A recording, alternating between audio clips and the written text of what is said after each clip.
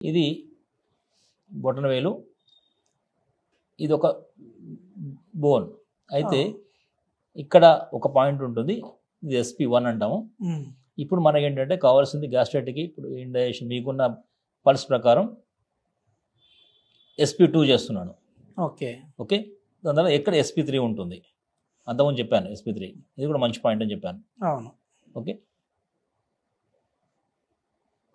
ఇలా నొక్కినప్పుడు ఒక ఫోల్డ్ వస్తుంది చెప్పా కదా, అది SP2 అవుతుంది.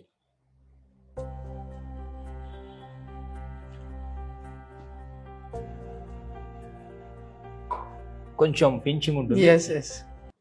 నరాలకు వేరు, బోన్కు వేరు, రక్తనాళాలకు వేరు. ఆక్యుపంక్చర్ పాయింట్లోనే వేస్తారు.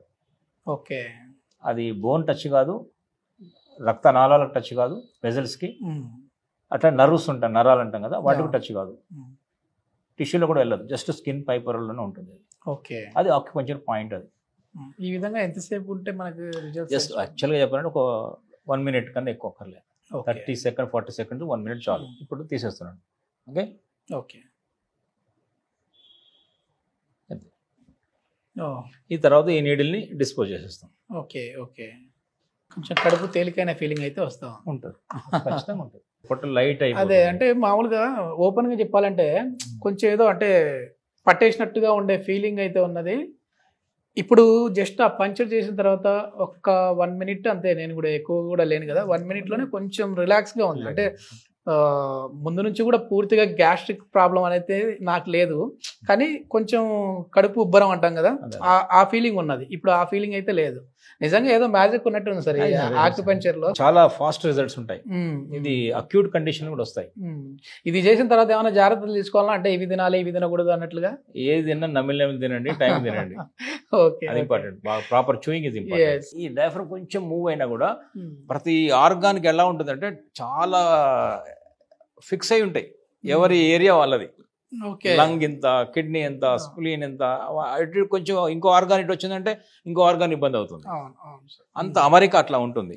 సో ఇప్పుడు డయాఫ్రమ్ ముందుకు వచ్చిందో ఆ బ్రీతింగ్ అనేది, ఆ లంగ్స్ ఎక్స్పాన్షన్ కావడానికి స్కోప్ లేదు కాబట్టి మనకు బ్రీతింగ్ గాలి ఆడదు. అప్పుడు మనకు జస్ట్ హార్ట్ అటాక్ ఏమన్నది ఫీలింగ్ వచ్చేస్తుంది. ఒకటి మంట, ఒకటి ఆ బ్రీతింగ్ గాలి ఊపిరాడదు. దానివల్ల మనకి సమస్య ఎక్కువ అయినట్టు అనిపిస్తుంది. మేబీ గ్యాస్ట్రిక్ ప్రాబ్లం కూడా అయ్యి ఉంటుంది, దానికి కారణం అవుతుంది.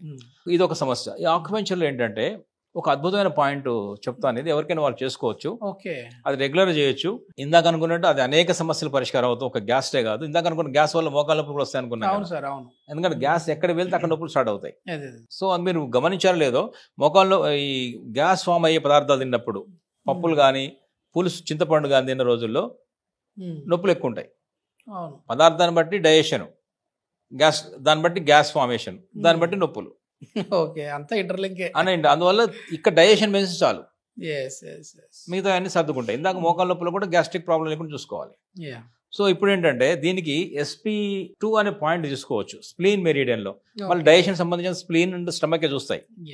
సో స్ప్లీన్ మెరిడియన్లో SP2, ఇది మళ్ళీ ఈ బొటన వేలు, ఈ గోరు, ఇది ఇక్కడ SP1 ఉంటుంది. అంటే దాని కిందకి ఈ వంపులో ఉంటుంది.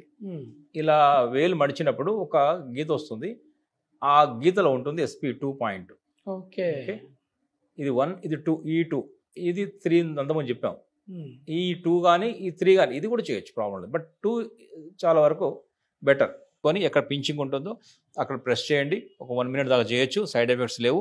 2 కాలాలు కూడా చేసుకోవచ్చు. ముఖ్యంగా ఏంటంటే ఈ SP3 చేయడానికి ఏమో 9 to 11 బెస్ట్ టైం, మార్నింగ్. దీనికి టైమింగ్ కూడా, ఎందుకంటే ఆర్గాన్ టైం, అది స్ప్లీన్ టైం 9 to 11 మార్నింగ్. అందుకనే పొట్ట ఆరోగ్యంగా ఉండాలంటే 9 నుంచి 11 మధ్యలో ఏం తినకూడదు.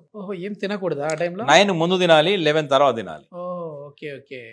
అది మన అప్పుడు డైజెషన్ బాగుంటుంది, స్ప్లీన్ ఆరోగ్యంగా ఉంటుంది. Spleen time 9 to 11, 9 AM to 11 AM. ఇది స్టమక్ అనుకోండి, ఇది లంగ్స్ ఏరియా, చెస్ట్ ఏరియా. ఇక్కడ లంగ్స్, హార్ట్ ఇక్కడ ఉంటాయి. ఇది ఒక డయాఫ్రామ్ ఉంటుంది, సపరేషన్ ఉంటుంది ఇక్కడ. అది ఇంపార్టెంట్ ఆర్గాన్ సపరేట్ చేశారు నేచర్, ఇక్కడ జరిగే ఇబ్బందులు దానికి వెళ్లకుండా. సో ఈ పొట్టలో గ్యాస్ట్రిక్ ఇండైజెషన్, ఇది మన జీర్ణాశయంలో అవేం చేస్తాయంటే, అది యాక్చువల్గా డిజీర్ణమైనది పొట్టలో నుంచి కిందకి వెళ్ళాలి. Small intestine large intestine motion ద్వారా వెళ్ళాలి. అలా కాకుండా ఇక్కడ ఇండైజెషన్ వల్ల ఎక్కువసేపు ఉండడం వల్ల అది గ్యాస్ ఫామ్ అయ్యి హీట్ ఫామ్ అయ్యి అది పైకి వస్తుంది. వచ్చినప్పుడు డయాఫ్రామ్ ఏం చేస్తుంటే పైకి జరుగుతుంది. డయాఫ్రామ్ మీద ఇక్కడ ఉన్నటువంటి డయాఫ్రామ్ మీద ఒత్తిడి జరుగుతుంది. జరిగినప్పుడు ఏంటంటే ఈ లంగ్స్ ఎక్స్పాన్షన్ కాంట్రాక్షన్ కి ఉన్న స్పేస్ తగ్గిపోతుంది.